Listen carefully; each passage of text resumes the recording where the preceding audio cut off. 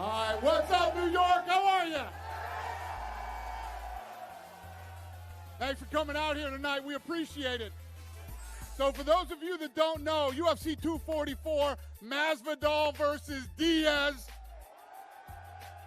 is going to be our 500th event. So thank you guys for your support. We really, really appreciate you. Who has the first question? Nate Diaz. Nate, listen to this crowd. How do you feel about being in New York, Nate? It's good. So far, so good. Hey, so far, so great. Everything's beautiful out here. One for Dana. When you started as president of the UFC back in 2001, smaller arenas, you were struggling to get into New York. You didn't get into New York until 2016. 500th UFC event at the Garden. How does it feel? It feels damn good, let me tell you. And New York has been very good to us. You know, this is our, I think this is going to be our 4th event. We did 230, Cormier versus Lewis here. We did a $3 million gate. We did Bisping versus St. Pierre, $6 million gate. And then we did McGregor versus Alvarez, $18 million gate. And then now this event went on sale today. We've sold over 10,000 tickets. Thank you, New York. We appreciate you. And I have one for Mr. Masvidal. You knocked out Darren Till. You made Leon Edwards eat the 3-piece and the soda. You gave Mr. Askren the MGM Grand Buffet. What are you making Diaz eat? I'm coming to fight with everything I got, you know, so I'm gonna give it my all, man, whatever it takes, you know. He's a different caliber than the guys that you mentioned, and I've seen him pull through some tough situations and win those decisions. So I got whatever it takes, man. You know, if it's a buffet, it's whatever it is, man. I'm here for it, you know. Thank you, guys. First of all, Dana, thanks for the press passes from the Morning Blitz. Question for both fighters. You obviously both have a lot of respect for each other. Can you just talk about preparing to this fight and how your mental state differs as opposed to fighting a big trash talker like Askren or McGregor? Yeah, I heard him. I mean, when people talk shit, it is motivating because there's some dudes you're not going to lose to. And Askren is that dude I'm not losing on any universe to. You know? So the shit talking does help. But man, it just helps when the guy on the other side that you're fighting wants to hurt you and you know it. That's enough motivation for me right there. And Nate? Yeah, it's just like I train for every fight. There's really not a lot of trash going on in a lot of fights I'm in anyway, so it's just like normal. I'm just glad to have to wear the opponent and I wear the venue to be in. Thanks, guys. Hey, guys. Phoenix Carnivale, Everything Martial Arts. Dana, my question is for you. So this is for the BMF belt, right? Is that really happening? Obviously, the two people here are well deserving of that title if it is going to happen. If that is the decision that was made, how did you come to the conclusion that, hey, let's do this? You know, when Nate did his interview that night, he basically said, this is for the baddest motherfucker in the game. So he was defending the baddest motherfucker in the game. So, you know, this is one of those fights that after that interview, you know, it started to build a life of its own through the fans and the media. And we didn't seriously start talking about this fight till maybe a couple weeks later in a matchmaking meeting. And I said to my guys, listen, tell me if I'm crazy, but what do you think about us actually having a baddest motherfucker in the game belt? And my guys loved it, and we started talking about it. So I went in with the design team at UFC. Right. We started to design it, and I will physically have that belt when I come back to New York. It'll be ready.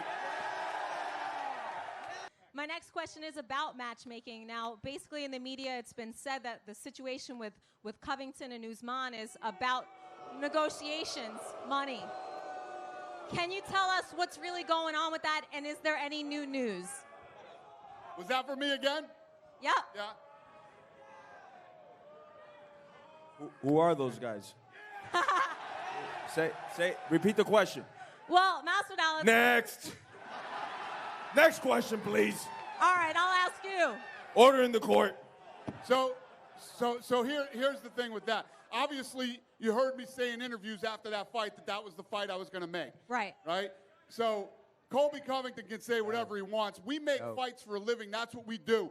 We go after guys. We say, this is next. This is the date. Do you want the fight? Right? And obviously, you know, he wanted more money to fight Usman. We went back and forth. This is the second time he's done it. He had a fight in Dallas, too. So we said, if you don't want to fight Usman, then we'll give you Tyron Woodley. He turned down Tyron Woodley, too. You either want to fight or you don't. We can, you know, when Colby Covington's ready to fight, he'll let us know. This matchup is obviously fan favorites.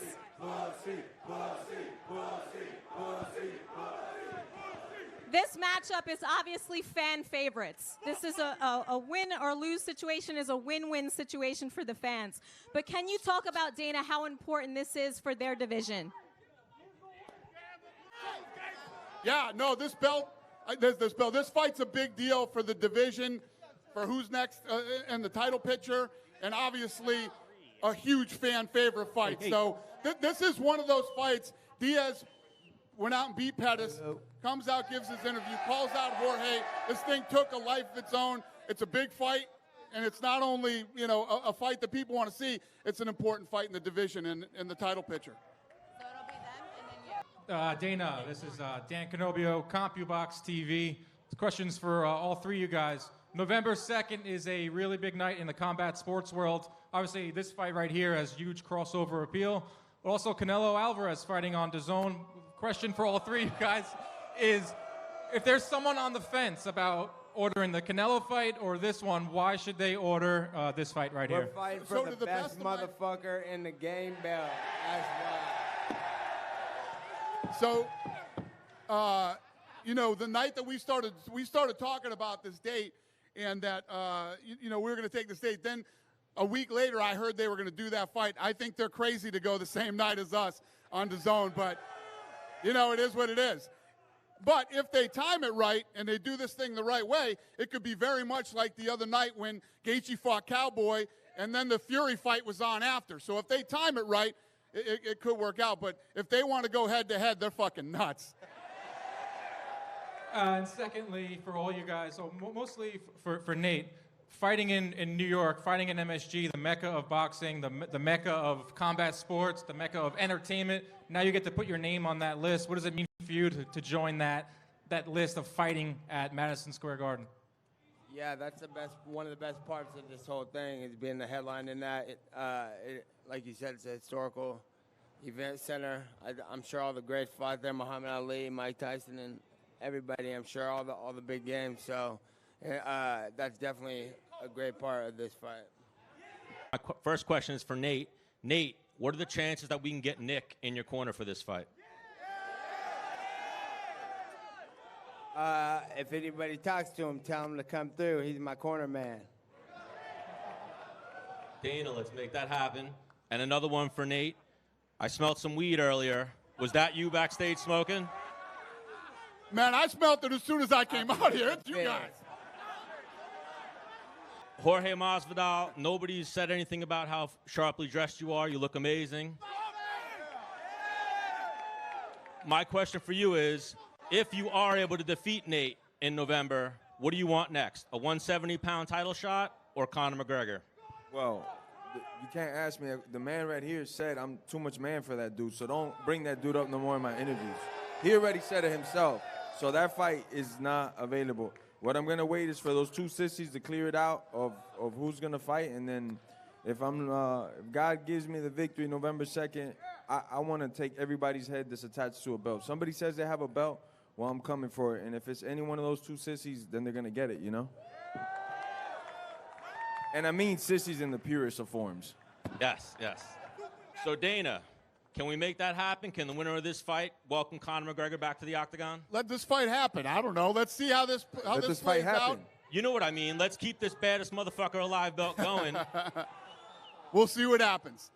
you made a very quick turnaround here. We saw you in August. You returned in November. When you left Anaheim after the Pettis fight, did you think you would return this soon?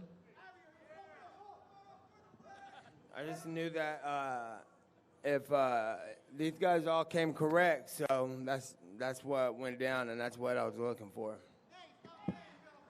We've heard Jorge's side of the story on how this fight came together. Colby's talked about it. Kamaru, from your perspective, how did it all come together? After I asked, when I asked to defend it against Masvidal, I'm pretty sure it was a wrap right there. That's when it started. I only asked that because it seemed like there was an offer for Masvidal to fight Usman as well, but it seemed like he was more interested in this fight. You can fight for phony belts, or you can fight for the best motherfucker in the game belt.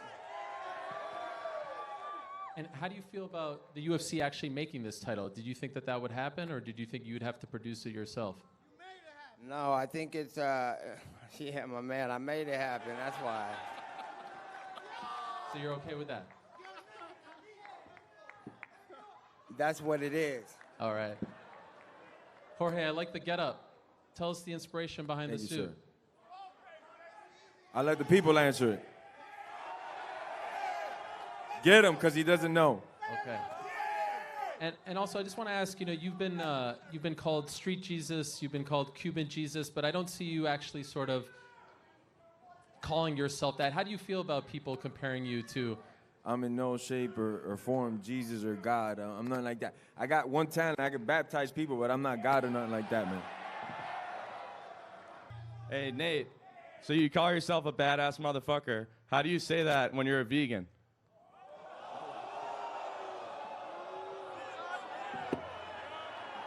I'm harder than anybody here. What's up? I guess we'll find out then. Step your game up, dog. A question for Jorge. When this year started, you've had a great run in 2019. Your star is on the rise. You're sitting here, beautiful backdrop. Just talk, fantastic suit. Just talk a little bit about your rise through this year and how comfortable you feel in the spotlight. Yeah, he does have a point over there, so we're going to hand the microphone to the audience soon if the media keeps asking the same questions. But I love it, man. I'm ready. Me sitting up here means more zeros in my bank account, more money from my family, so I'm ready for it, man. I've been doing this for a long time. I love to compete. I love to compete at the highest level possible. I love knowing that the opponent in front of me is somebody known for kicking ass, man, because that's what's motivating. And I'm more motivated than ever, bro. You know? Karan Bhatia with Ask the Experts. Question for Nate and Jorge. What's your official prediction? How's it going to go down on November 2nd? I envision myself with my hand getting raised at all costs. Whatever hell I got to run through, whatever desert I got to go through, mountains I got to climb, that's how I envision it, man. The only person that believed in me since I started fighting is me, and that's the only person that still believes in me to the end, man, is me. So I'm going with me all the way, my brother. That's a dumb question. Yeah, I'm coming to win. Thank you. All right, so Nate, I know you've come out with your own cannabis strain. I got people asking me, when's it going to be available internationally? People in Australia, Melbourne, they're asking for it. Oh, the nutrition company I came up with is Game Up Nutrition. It's not cannabis. It's CBD. So that shit's illegal everywhere, I think. I don't know. But it's coming soon. Hey, and the Terminator's a vegan, motherfucker. So obviously very respectful for both of you guys. You both respect the gangster, the realness. After the fight, are you guys sharing a joint or a drink? A joint, preferably. Oh, man. Are you good with that too, Nate? Both, if I win. All right. This one's for Dana. Since we're in New York, I had to ask you, have you bought your Pats Super Bowl tickets yet?